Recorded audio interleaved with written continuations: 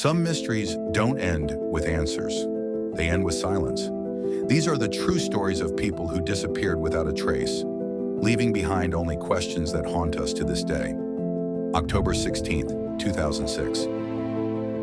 Charles Chuckie Maynard, a 54-year-old construction worker, arrived at Crater Lake National Park in Oregon with his friend David O'Sullivan.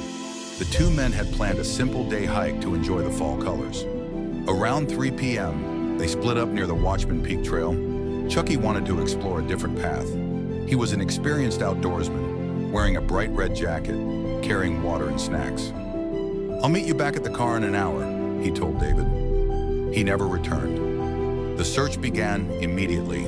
Over 200 people combed the area. Search dogs, helicopters, thermal imaging, nothing. No trace of the red jacket, no footprints, no disturbed vegetation. In one of the most visited national parks in America, Charles Maynard had simply vanished into thin air. To this day, not a single piece of evidence has ever been found. May 14th, 2008, 1:54 a.m.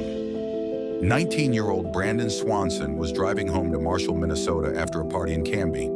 He was just 30 miles from home, a straight shot down rural Highway 68. But somewhere in the darkness, he missed a turn. His white Chevy Lumina slid into a ditch along a gravel road. He wasn't hurt. The car wasn't badly damaged, but he was stuck. Brandon called his father. "I'm near Lynn," he said, naming a small town. "I can see the lights." His parents, Brian and Annette, immediately got in their car. As they drove, Brandon stayed on the phone trying to guide them to his location. They flashed their headlights, honked their horn. "I can't see you," Brandon said, "but I'm right here. I'm walking toward the lights of Lynn." For 47 minutes, they stayed on the call. Brandon walking, his parents searching. The conversation was calm, normal even. He talked about the party, about getting home. Then at 2:10 a.m., Brandon said something strange. "Oh shit." The line went dead. When the sun came up, authorities found Brandon's car, but not where he thought he was. He wasn't near Lynn at all. He was 25 miles away, in a completely different direction, near the small town of Taunton, which means for 47 minutes, Brandon Swanson had been walking in the wrong direction, deeper into rural farmland, moving farther from help with every step. The massive search covered hundreds of square miles. They drained rivers, searched wells, used cadaver dogs and diving teams.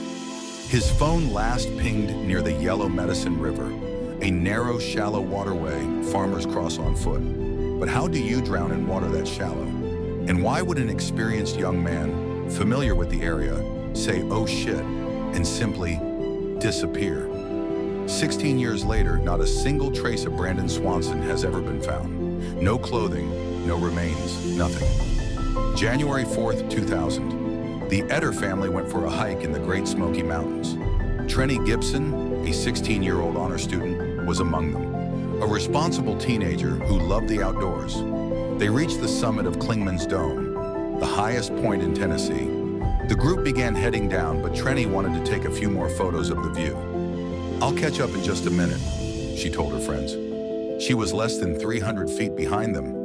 But when they turned around moments later, Trenny was gone. The search became one of the largest in Smoky's history. But the terrain is brutal. Thick rhododendron thickets called laurel hells, where visibility is measured in inches. Steep cliffs, hidden caves. They found nothing. No footprints leading off trail, no torn clothing, no signs of a fall or struggle. A teenage girl surrounded by dozens of hikers vanished in broad daylight in less than a minute. The wilderness doesn't care about our need for closure. It doesn't explain itself. These aren't stories. These are real people.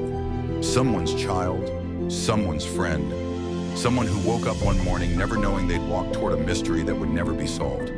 And somewhere out there, the answers wait in silence.